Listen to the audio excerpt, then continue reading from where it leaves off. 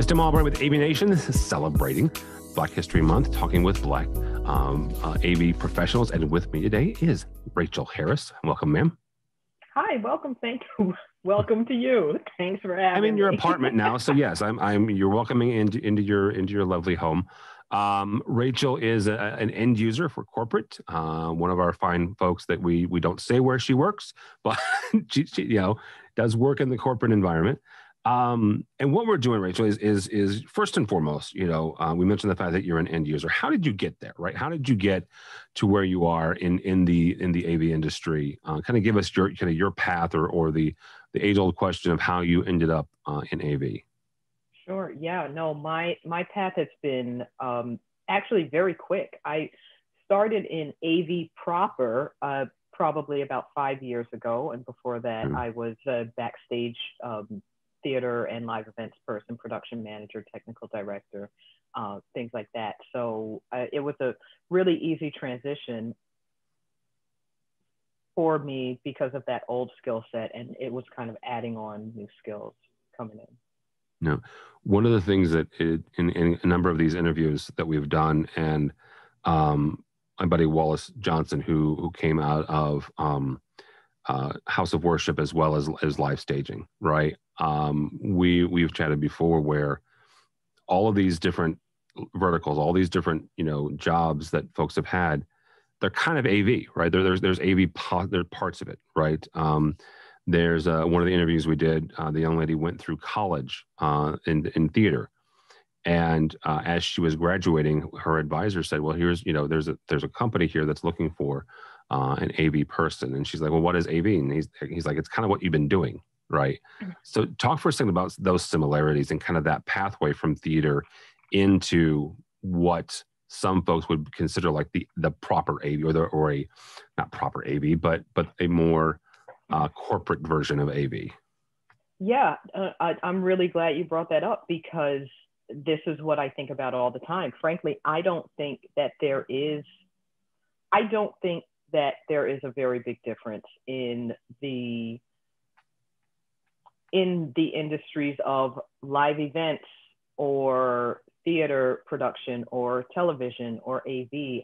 I think it might, I spend a lot of time trying to figure out where is the line because it all really comes together. And at the time when I was very active in event lighting, that was the time when projection was becoming a much bigger part of events. And we were using this word called convergence. It was just convergence was what everybody was doing. And it basically meant bringing a projector in and hooking it up to the lighting board and running that show, running this additional light aspect. Everything already had audio. So I don't think that it is different. I just say it is because everybody else is saying it. Now I work in AV, but I mean, I make shows, it's all the same. Yeah, I agree with that. I that goes back to something that Avixa has tried to say and get the industry around, and that's the experience part, right? And regardless of that experience is a flawless or at least somewhat flawless boardroom meeting or projection mapping on the side of a building, it's all kind of an experience, and so we all kind of make shows regardless of what it is we actually do. So. Let's talk for a second about, you're getting from the theater and some of these, I want you to talk about your experience both in the theater and, as we kind of said, once you got into, AV, as you are now, what are some of the obstacles that you've faced being a Black individual in the AV or even in theater, as you kind of came through, and how were you able to overcome those hurdles? Sure.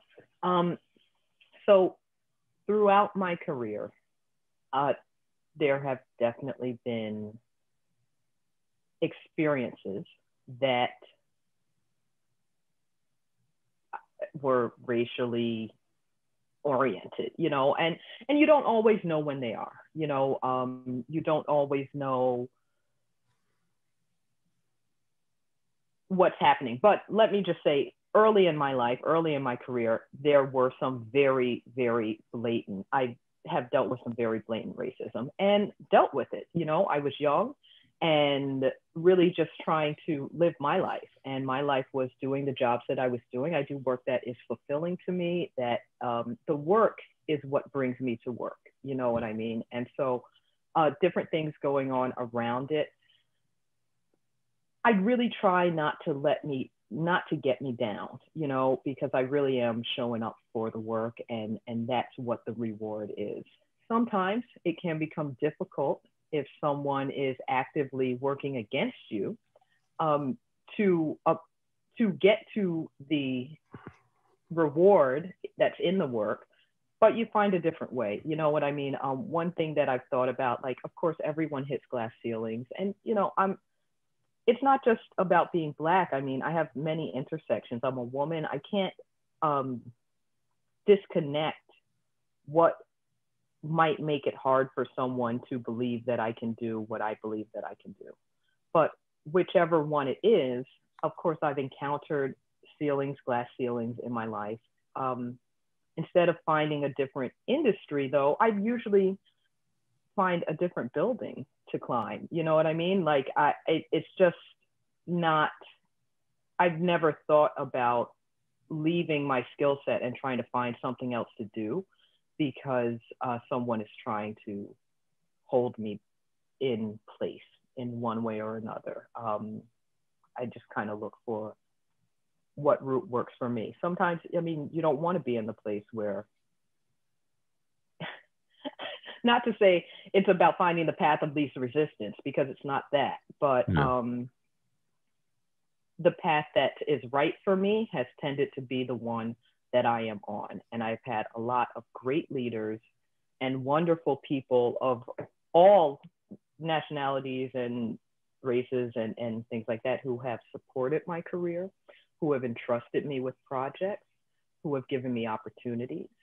And so for me, I think it's really about finding people to work for who care about you.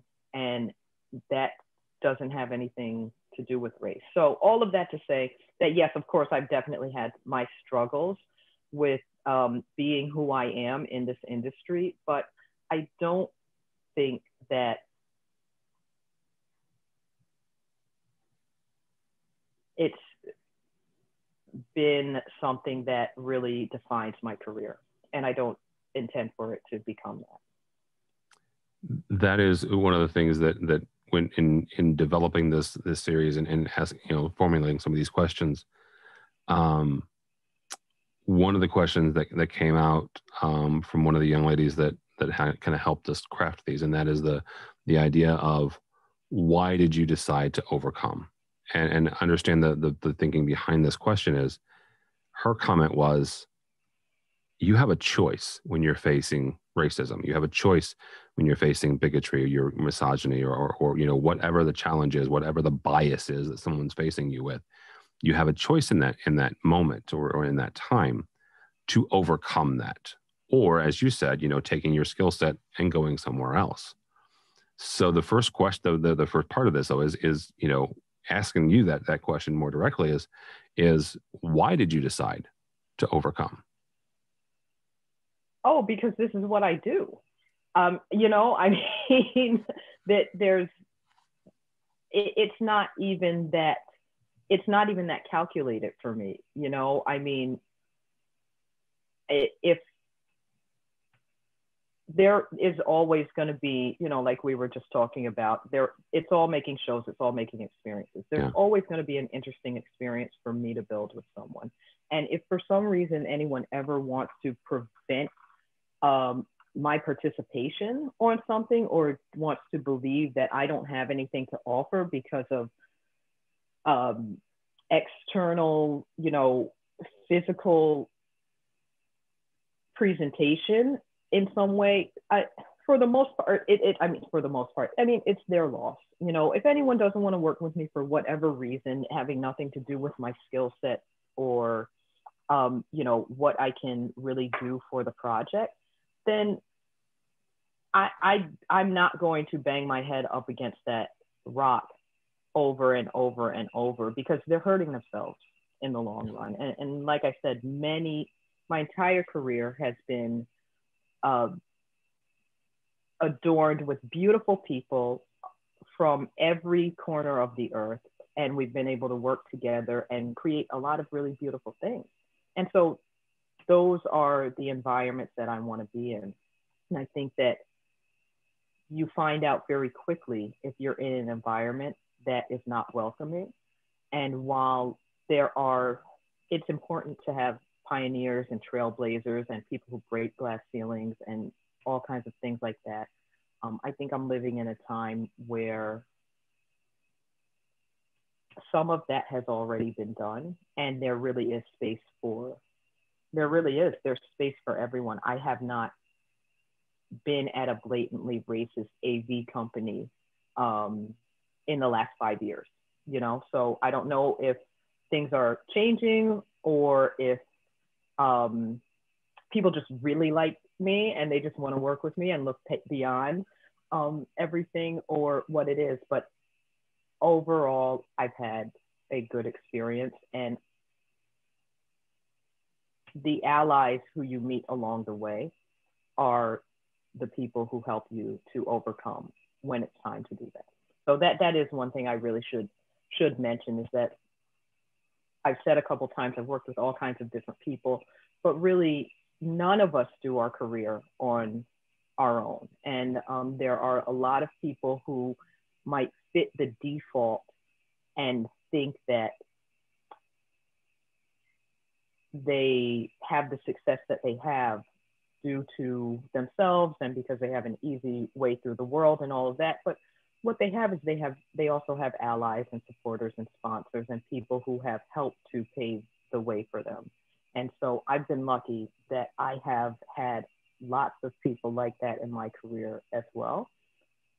So yeah, so that's what matters, no matter who you are. And everyone really deserves to have that kind of leadership, and it's a blessing to be able to have that kind of leadership. Absolutely. There are two thoughts. There is that no man is an island, and there is no such thing as a self-made man or woman.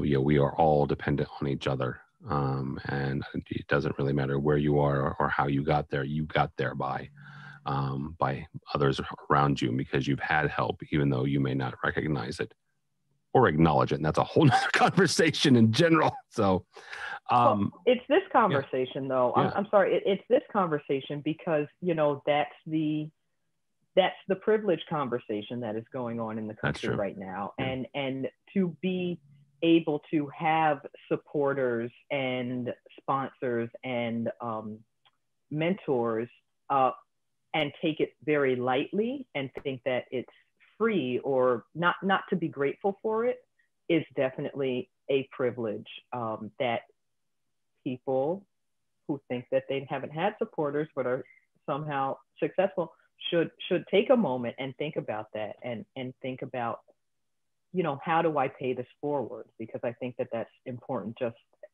as a person, as a leader, as a human, to be a part of growing the next generation of leaders.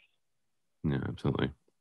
Speaking of that for a second, take a moment and talk to 18-year-old Rachel Harris, talk to 19, 20-year-old. What advice would you say as they're getting into the industry, as they're getting into technology and this space? Granted, this is 2020, and yes, things have improved, but they are nowhere near perfect, right? And you and I can think of the last 12 months when it comes to race relations, at least in the U.S. and there is healing to be done. There's work to be done there. What advice would you give yourself as you were entering into this space in this time? In this time, well, I'm sorry. My reaction is to talk about actual 20, 22-year-old Rachel, because she's the one who did the overcoming. And 22-year-old Rachel was working in my first job, during or out of college, was in a lighting shop. And you won't find this on LinkedIn. You guys are not going to know who this was, but talk about that's where the blatant racism was. I came into that job college educated, unwelcome, brought in by a manager who the people didn't like, and I was the only Black person working there, and I was a woman. And this is like, you know, a lighting shop is a little bit different culturally than most corporate AV offices. It's a shop, you know, it's a shop. We load trucks and we clean up dirty things and we climb truss. And it was, I mean, I love that work. I love it. And I'll always love it. But the political process of trying to work there and coming in as a manager was very, very lonely and very, very negative. And I mean, just very blatantly, no one was hiding what it was about. And I went there every day and, you know, did my work and did the best that I could. And again, had the support of a very caring leader who was trying to create change there. So, you know, all that stuff I was talking about, the ceiling breakers and the trailblazers, like 22-year-old Rachel did that. And so if I said anything to her, it would be, I'm proud of you and I appreciate you for what you did. And I'm glad that you brought that up, because I don't think that I've ever taken that moment to reflect with her like that. So I know what I'll be doing in my meditation later. I don't do that, yeah. So that's that. So, but for the people who are coming in now, for the youths who are coming in now, I mean, I really think that the advice is just know your craft, you know, know the details of what you're doing, and also look at one of the things that has allowed my career to come to where it is by just actively looking at the people on the next level and thinking, what are you doing that I'm not doing yet? And how do I make that bridge? You know what I mean? I'm an ambitious person and I like to move to the next step and the next step and the next step. And so I'm always looking for that, like, what do I need to add to my education? What do I need to add to my experience? What tools do I need that like master electricians have and I don't have? And that's what makes the difference between who we are. So those would be my advices to anybody. And I'm sorry, in terms of what we're talking about,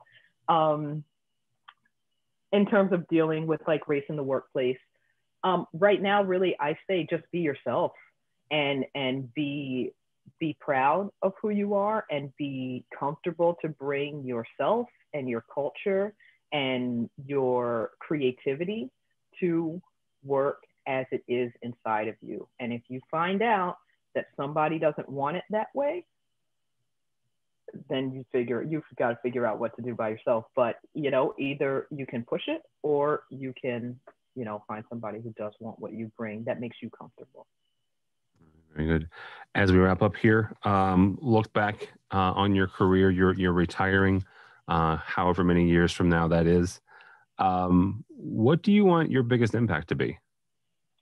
Yeah, I think that if I can be a part of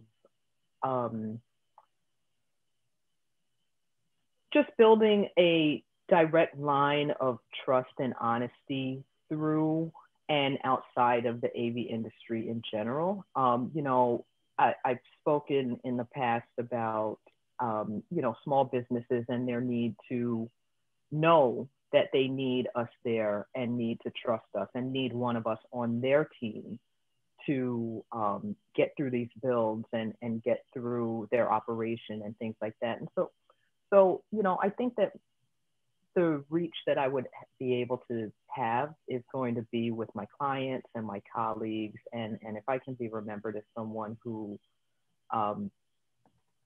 you know, was honest and brought a trustworthy point of view to AV and help people understand what exactly we were doing and how we add value, then that I would be very, very happy with that. All right, very good. Rachel Harris, thank you so much for your time, ma'am. Thank you, Tim. Take care. All right. Thank you, Rachel. For us, for AVNation, go by our website, avnation.tv. That's avnation.tv. You'll find this program and a host of others, including our 2 weeklies, AV Week and Resi Week, looks at the residential side and the commercial side of the AV industry. All that and more at avnation.tv. That's avnation.tv.